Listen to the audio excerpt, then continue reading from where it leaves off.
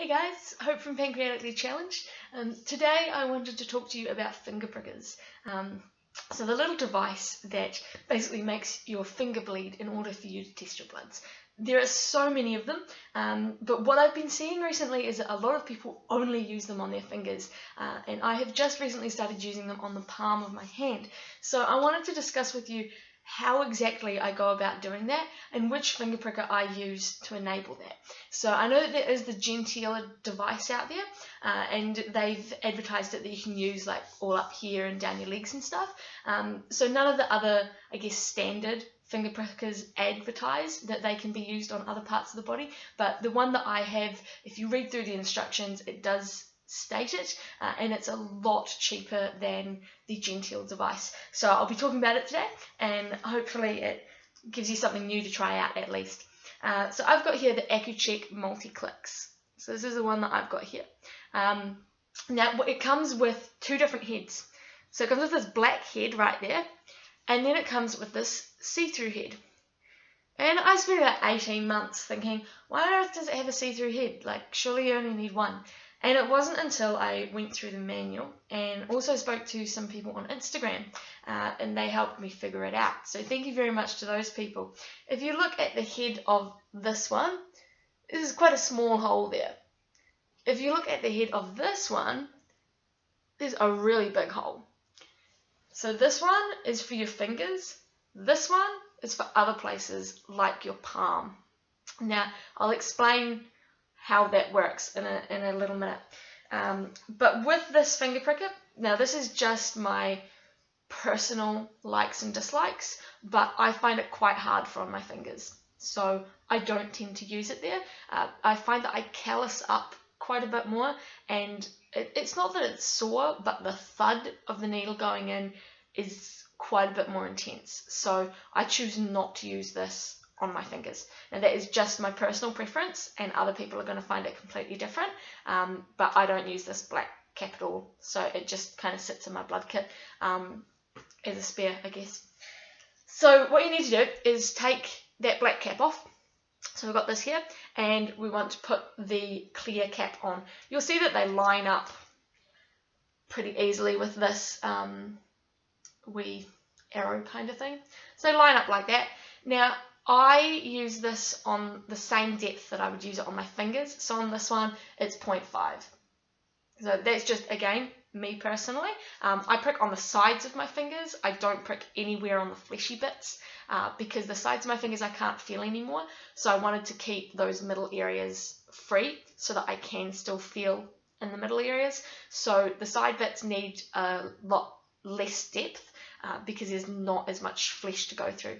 So that's why I start off on a low thing. As always, when I try out a new finger pricker, I always start on the lowest, because you can always go up, but I find if I start off really high and then do it and it's too deep, it's very painful and it can put me off using the finger pricker. So good idea to start lower and work your way up. Now, with this bigger hole, what's going to happen is warm up your hands first. So I normally just rub mine together a wee bit, get the blood flowing, and pick an area of your palm. You can see I've done it before, it's still a little bit, got a little bit of blood on it. But so if we go over here on this one, and what we're going to do is just prime your finger pricker first. Hold the finger pricker into the palm, and I maybe hold it there for 3 seconds. And what that does, because it's got that cap, is it pushes down and forces blood into the middle. And so when the needle goes in, the blood's just going to come out really nicely, and you're not going to have to be trying to milk your palm and get the blood out. So that's the reasoning for having this larger cap. So we've primed our pricker. We're going to hold it on our palm for about 3 seconds, and then click it, and then I hold it on for about 3 seconds more. And when you take it off, there should be some blood there. And that, if you've done it, held it on for 3 seconds, clicked, held it on for 3 seconds, that should be enough for one test. If not, so we'll see if it is enough for one test. I'll just get my meter out.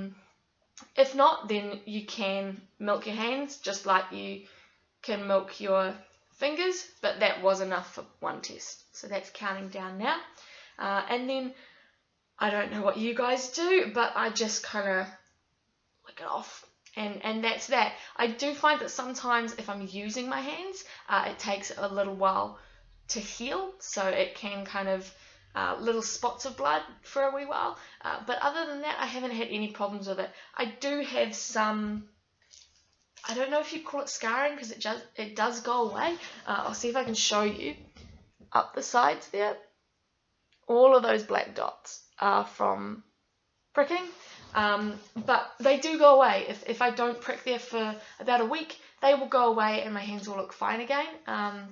But that's, yeah, so those are really the only downsides, is that sometimes it takes a little bit longer to heal up and you do get quite prominent black marks. But personally, I find it a really good way to let my fingers heal for a while. So I haven't pricked on my fingers for maybe 5 weeks now, and the black marks are going away, the calluses are going down. So I probably will keep off them for another month, and then I may start pricking on them again. But remember that you can use that side or that side of your palm. I wouldn't go up here, just because you're a lot more likely to hit things that you shouldn't. So I'd stick to those two fleshy areas on either palm, and just have a play around and see what happens. With regards to any difference in blood sugar readings, I haven't experienced any. The highest difference that I've had would be maybe 0.5 of a millimole per litre, which really is nothing. My palm is always lower, and I wonder if that's because if I eat with my hands, the residue goes on my fingers. It doesn't go on my palm, so there's less likelihood of it being contaminated with sugars and things. But yeah, I really haven't had much difference in my sugars, and like I said, always lower on my palm, so always go with that one. And yeah, so let me know what you think if you do try it. I don't know about all the other finger prickers that are out there. I have only had experience with the Accu-Chek Multiclix, but when you purchase this pricker, it will come with 2 heads. If it doesn't, I would suggest getting in touch with them and seeing if they can provide you with a clear head, because that is what it's for, is for pricking on your palms specifically. And I did read the manual because it was bugging me. Why do I have a clear cap? So hopefully that's helped you out a wee bit. And as always, let me know if you have any questions, comments or concerns. Just chuck them down below. And hopefully if you try this, it works for you and it gives you a new place that you can prick to test your bloods. And if you need to find me anywhere, you can find me on Twitter as Hopi Dunks, on Instagram as mypinkpancreas. You can find me at my blog, www.mypinkpancreas.wordpress.com, or on the Facebook page My Pink Pancreas. So have fun, enjoy, and remember, always wash your hands before you prick. See you later.